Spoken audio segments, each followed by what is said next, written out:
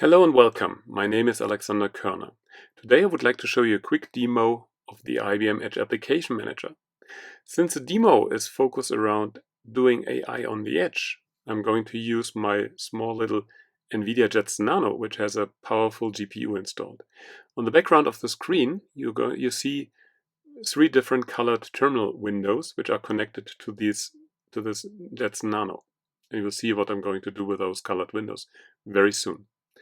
Let's first open a web browser.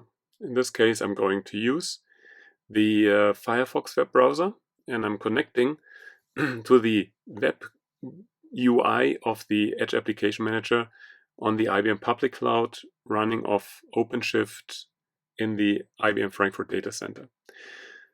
On the first window, on the first screen, you see the different Edge nodes which have been registered against the Edge Application server, or the Edge Application Manager server. Out of those three nodes, it's a very tiny system. And out of those three nodes, only one is really active. And I'm switching over to list mode. And in list mode, I see those kind of three nodes listed. I'm clicking on the first one because the first one is the one I'm going to use for this demo, which is my Nvidia Jetson Nano. And this one is already connected and shows a heartbeat signal, which comes and is communicating between the Edge device and the Edge Application Manager server. As a side note, the Edge device doesn't need to be connected continuously. It can also operate for sure offline, which is one of the key aspects of doing edge computing. Here on this screen, I'm seeing some of the properties, or the node properties. Some of them have been automatically transferred from the Edge Application Manager agent, which runs on the Edge node or on the Edge device, like memory information, CPU core information, or for example the architecture information. But it also shows some kind of properties which have been set manually by myself while registering this device. For example, location information. In this case, location information equals Watson Center Munich. I can use those properties now, like location information, as constraints later on for deploying my application and services down to the Edge device. The screen also shows additional information, like, for example, organization information, which can be useful having multiple organizations in a multi-tenant environment. There's also an additional property set called allow privileged true, which is required to run Docker container later on my device in privileged mode. Okay, so let's switch to a different screen or different window. Here on the services window, I have my registered registered services and applications listed, which have been registered with the Edge Application Manager server. Let's click on MQTT, which provides a very basic MQTT broker environment. And the MQTT service has been compiled, has been created in three different containers for three different architectures, like ARM 64-bit to run, for example, on my Nvidia Jetson Nano, or ARM, which is a 32-bit container to run on a Raspberry Pi, or AMD 64-bit, which runs on any Intel platform. You can also see those kind of services listed here as an app store. And I have different services created here. It could be a complex service or a very basic core service or microservice.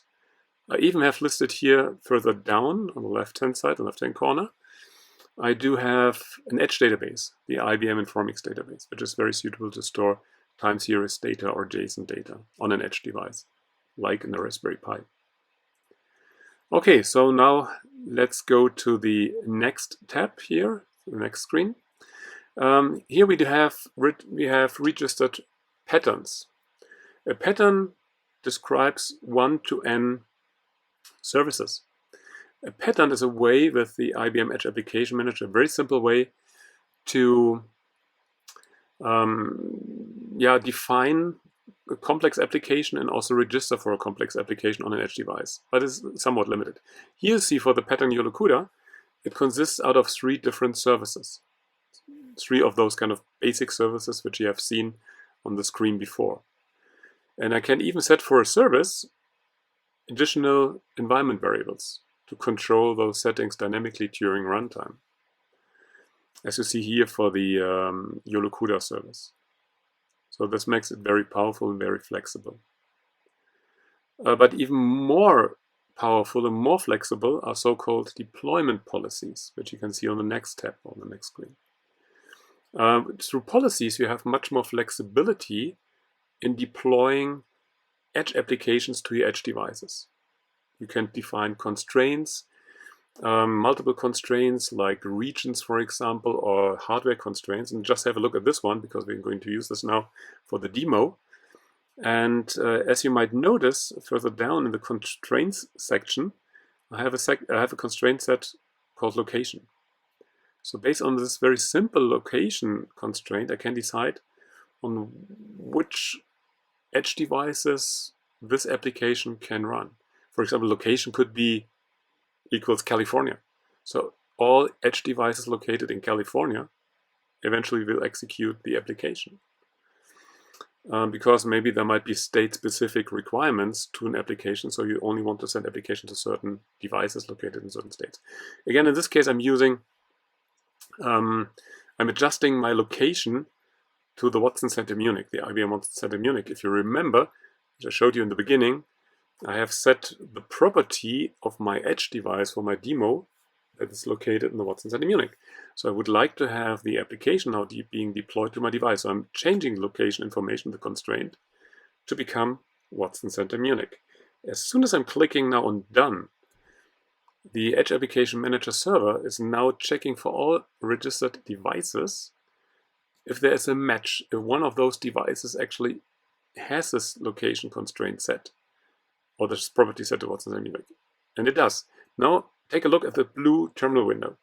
In the blue terminal window, I'm displaying those kind of agreements which are being negotiated between my edge device and the Edge Application Manager server.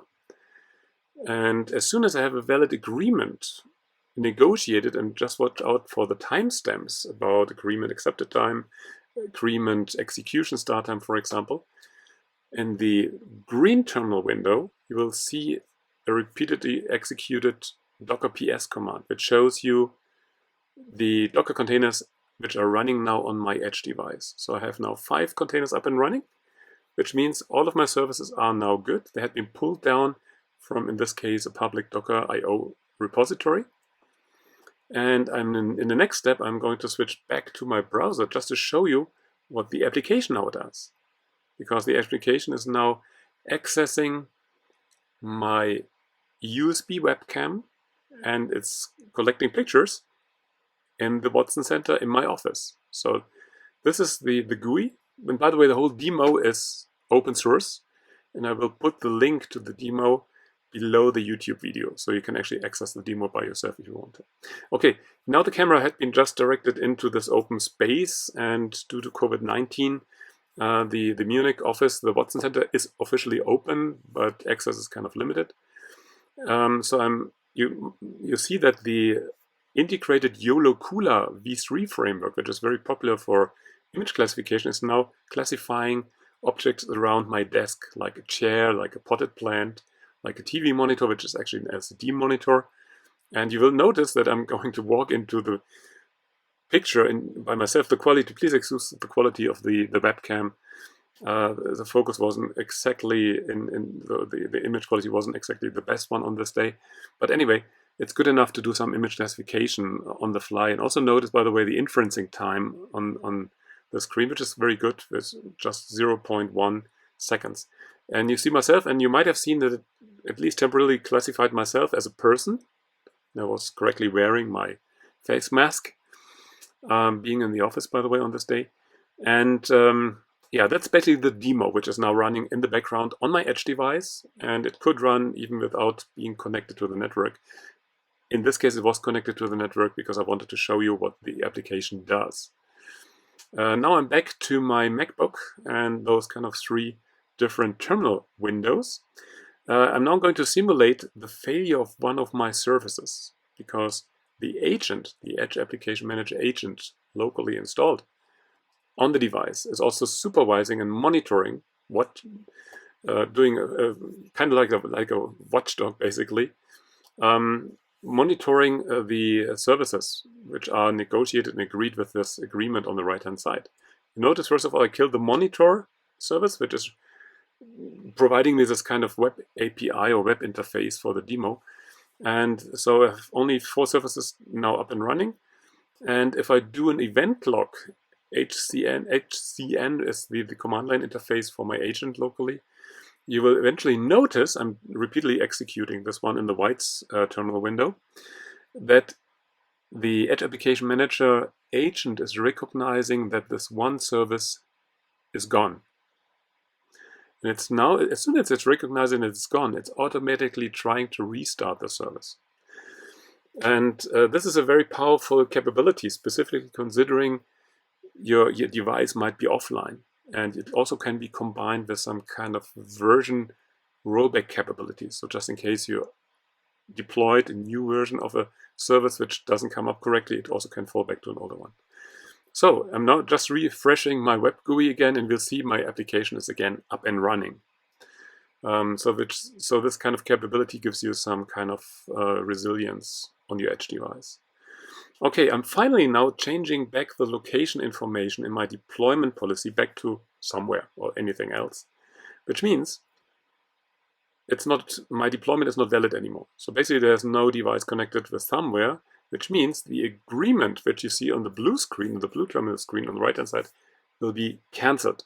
As soon as the agreement between the Edge Application Manager server and the Edge device is cancelled, also the associated Docker containers are terminated. And my Edge device will be now ready to take on any kind of additional new load, any kind of application which would run on an Nvidia Jetson Nano, for example. And this concludes my demo. Thank you very much for listening and for watching, and looking forward to my next part of the series about taming the edges.